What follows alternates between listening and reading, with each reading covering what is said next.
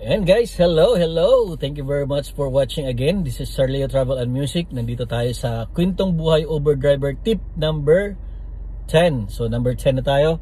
So pang 10 na to. Although yung iba ng mga hindi ko na naisama. Ngayon, sisimulan ko lang to. So tinatry ko lang kung anong mangyayari, kung magugustuhan ng tao. So ang kwento natin ngayon para sa number 10 na to, na tip number 10. Nag-pick up ako ng isang pasahero, which is almost 12, magto-12 na ng tanghali, sa isang kainan. So siyempre kainan kasi tanghali. So pinick up ko siya, then ihahatid ko siya more than 5 to 6 miles, mga ganon. So sabi niya, hindi ko ina-expect na galing na siya sa isang kainan. Siyempre nakakain na siya, pupunta sa isang lugar, which is ang pangalan ng lugar parang plaza, something like that. So ina-expect ko na pupunta siya sa isang mall, which is mali pala yung aking expectation. So once nung nagbibiyahe kami, papalapit na kami doon sa area. So nakita ko nga parang plaza siya, mga ganun. Pero nakita ko yung paligid, merong mga boutique, merong mga restaurant, mga ganon. So pagliko pa lang namin sa area, sabi niya, I'm looking for this one. Sabi niya ganoon, binanggit niya yung pangalan. So naisip ko, restaurant. So naisip ko rin, papunta siya sa restaurant, which is galing naman siya sa isang restaurant. So ang nangyari, so sabi niya, can you find this resto? Sabi ko ganyan. So binanggit niya yung pangalan, tiningnan ko yung paligid. Sabi ko, saan kaya yun? Kasi meron siyang bagahe, meron siyang isang bag, yung traveling bag na hand carry lang, yung may gulong, luggage bag kung baga tawagin natin, pero yung may gulong lang, so nakalagay sa likod. So ngayon, so nung sinabi niya yung lugar, so alam ko na yung restaurant na yun, dapat may baba ko siya doon mismo sa harap ng restaurant na yun. So ngayon, tingin ako, so sa paligid, so nakita ko siya sa left side corner, pinaka corner mismo ng pupuntahan namin. Sabi ko, yeah, I get it, I see it right now.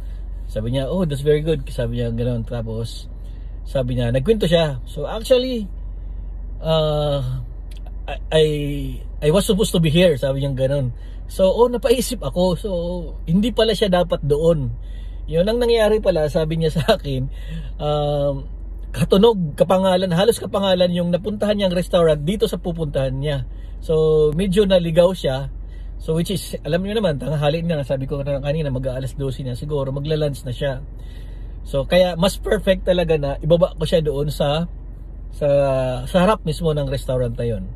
So dahil nakita ko na nga, so yan, medyo nagtawanan na kami kasi sabi ko nga, oh, you are supposed to be here, right? Yeah, I'm supposed to be here, sabi niya ganyan.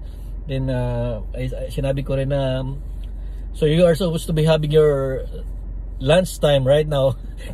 So yeah, that's really true. So naligaw siya, so pagbaba niya, tuwag-tuwa siya. So narinig ko siya, sabi ko, I should have some cash, sabi niya ganoon. Parang naghahanap siya ng cash niya, naghahanap siya niya, narinig ko lang. So yan, bago pa pagkahinto ko doon sa tapat mismo ng restaurant na yun, di pa siya bumababa. So inaabot niya sa akin yung ito, ganyan. So nakaganyan siya, which is nakikita mo 5 yung nandyan. So hindi ko na-expect kung magkano. So sabi ko 5. Alright, so pag nung binuksan ko siya, yan, meron pala siyang kasama. So meron tayong yan, $6. So nagbigay siya ng $6. So yun, medyo late na yung, hindi naman late kasi mag-12, actually 12:05 yata yun, ang bumaba na siya. So yan, binuksan ko na yung likod para makuha niya yung bag niya. Tapos yan, nagkwento kami sa likod, sabi ko, enjoy your lunch, take your time, sabi ko ganoon.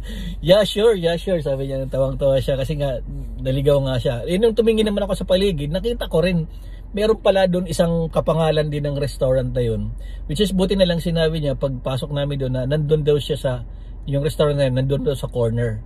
So malapit daw doon sa corner. So nung tiningnan ko yung area, usually kasi rectangular yung shape, so nakita ko talaga siya nandun siya sa corner. Then yung sinabi niya yung pangalan, then tinignan ko dito sa address na nakasulat sa app, which is tama naman. So at least natuwa siya kasi Hindi ko alam kung saan siya galing, pero most likely pag mga ganon na nakadala pa ng luggage, usually galing yun sa airport. So pag yun ang nararanasan ko eh. Pag pick up ko galing airport, it's either papunta sila sa coffee shop or sa restaurant, mga ganon. So kakain sila. Which is siguro natuwa siya dahil na-pick up ko siya agad ng mas maaga, mabilis, din ihatid natin ng mas mabilis. So ngayon, maraming salamat sa kanya at sa ating Kwentong Buhay Over tip number 10. So meron tayong $6. Yan. Thank you very much for watching. Bye-bye.